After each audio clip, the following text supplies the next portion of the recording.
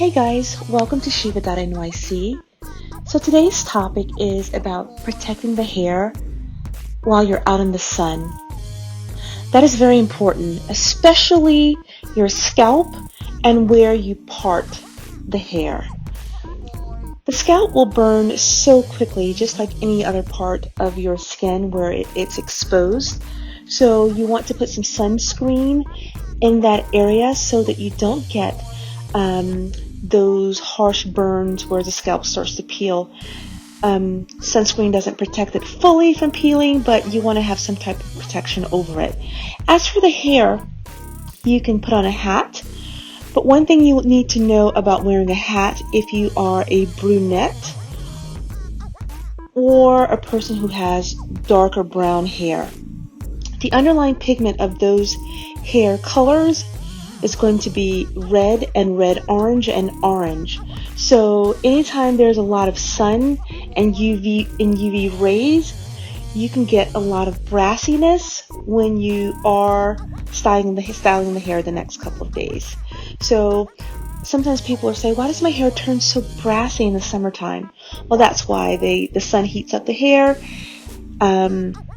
It's starting to lighten it, and when it does lighten it, it's going to pick up those underlying pigments. So you want to protect the hair whenever you are out in the sun. Another thing I like for clients to do is to put on an oil over the hair so that can also moisturize the hair and keep it from drying out too much, because when you're out in the sun, it's like it's cooking the hair. So you don't want to have it where the hair is super thirsty. What else you can do while you're out, you can also apply a conditioner over the hair.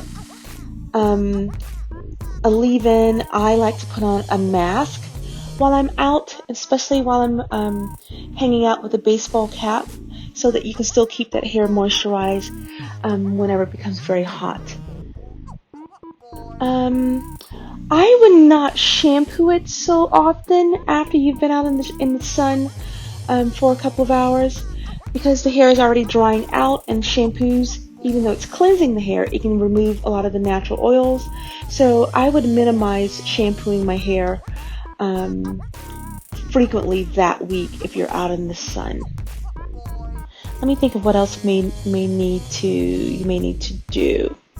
So we talked about the scalp, we talked about the hair strands, but just think about, it's hot, the hair is going to be hot.